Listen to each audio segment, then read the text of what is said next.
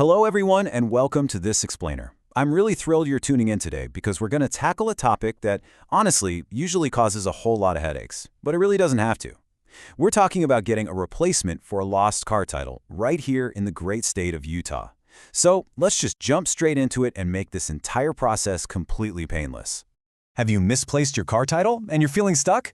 You know the feeling. Maybe you're getting ready to sell your car or you're trying to secure some financing and you open up that filing cabinet only to find absolutely nothing. Well, don't worry. We're here to guide you step by step through replacing your lost car title in Utah. It's actually a highly structured process, and once you know the rules of the road, you'll see just how straightforward it really is. Here's our quick roadmap for today.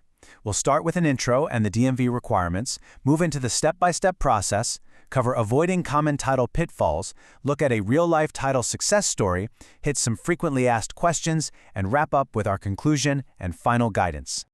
Okay, Section 1, Intro and DMV Requirements. Let's lay down the legal groundwork. First off, a certificate of title isn't just some glorified receipt. It's a legally binding document that officially proves you own your vehicle. If it's lost, stolen, maybe the dog chewed it up, or it's just completely illegible, your ability to legally comply with state laws, sell the car, or get a loan just comes to a screeching halt. And that is exactly why the Utah DMV takes the replacement process so seriously. To protect the integrity of the registry, the Utah DMV has some pretty strict eligibility criteria. For starters, to use their most efficient systems, like the online portal, you've got to have an active Utah title. That means absolutely no pending statuses and no record suspensions. You'll also need a valid, up-to-date government-issued ID. And here is the kicker. This system requires an exact match of your vehicle identification number, or VIN, along with either your title number or your name exactly as it appears in their database. If those details don't line up perfectly, the system's going to stop you in your tracks to prevent fraud. Moving on to Section 2, the step-by-step process of actually getting your new title. Believe it or not, this whole thing boils down to 4 really manageable steps. Step 1, just gather your info. You need your VIN, your personal ID, and basic vehicle details like your license plate number. Step 2 is your golden ticket, filling out Form TC-123. You can grab this application for duplicate Utah title right off the DMV website. It's totally legally binding, and what's really brilliant about it is that it's actually dual purpose. You can use it to request a duplicate title and simultaneously assign ownership to a buyer all on the exact same form. Then, Step 3 is submitting the application, and Step 4 is paying the fee. So, how do you actually submit this thing? Utah gives you 3 main administrative channels. First is the Online Motor Vehicle Portal, or MVP. This one requires that exact VIN and name match we talked about earlier, and they'll dispatch your title in about 7 to 14 business days. Your second option is good old-fashioned postal mail. You send in your paper form TC-123 with a check or money order, which generally takes 10 to 14 business days. And finally, you can always visit an in-person DMV branch. You just need your form and a valid ID. Now, while they process the transaction right there at the desk, the physical certificate is still printed and mailed out to you within that same 10 to 14 business day window. Okay, are you ready for the best news in this entire explainer? The cost. The standard fee for a duplicate title in Utah is literally just $6. That's it. It is incredibly affordable. Just a quick heads up though, if you use the online MVP system and pay with a credit card, you might see a tiny 3% GovPay fee tacked on. Oh, and if you go the mail-in route, never ever send cash. Just use a check or money order made payable to the Utah State Tax Commission. Section 3. Avoiding common title pitfalls. Let's make sure you don't hit a roadblock. The single most frequent mistake the DMV sees is this. People assume their title is lost, but it's actually just being held by their bank or credit union as collateral for a car loan. If there's an active lien on your record, the state will absolutely not issue a duplicate title without a signed release from that specific lender. So the pro move here is to check the database for active liens right up front. If a bank still holds the lien, coordinate with them to get a formal release before you spend time applying for a duplicate.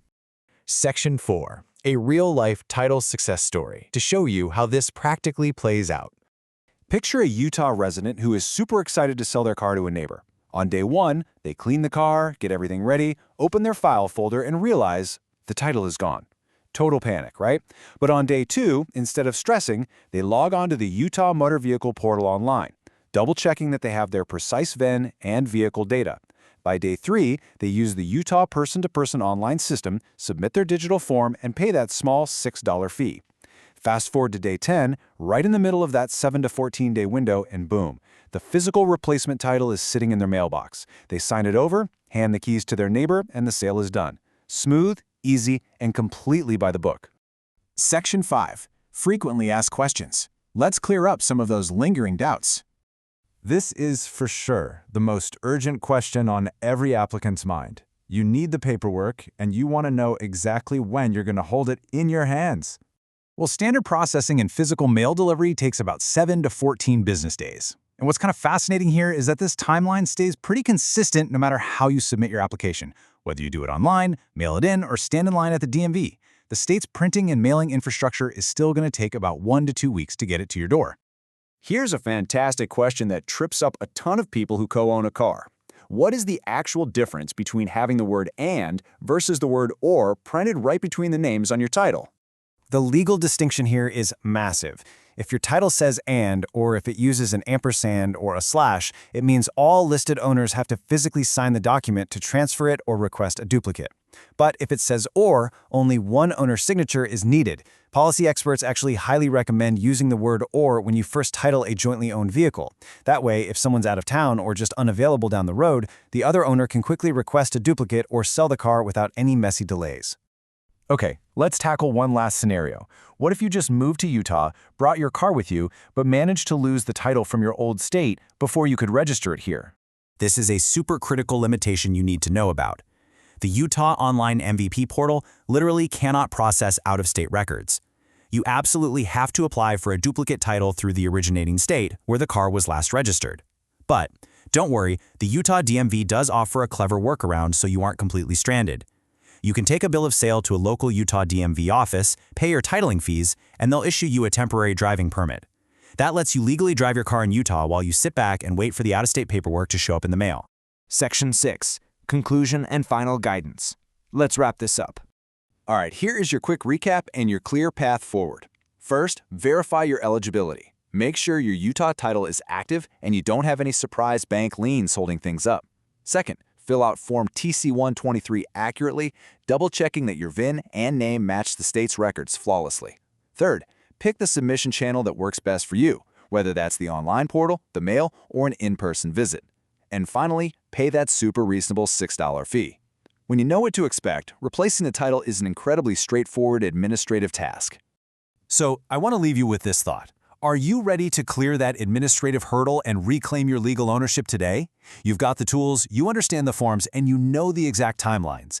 Don't let a missing piece of paper keep you stuck in neutral. And finally, as we finish up, I do need to share this important note. This explainer provides general guidance based on current Utah DMV practices.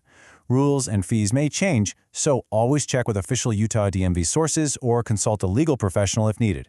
Thank you so much for joining me today. Stay organized and best of luck with your paperwork.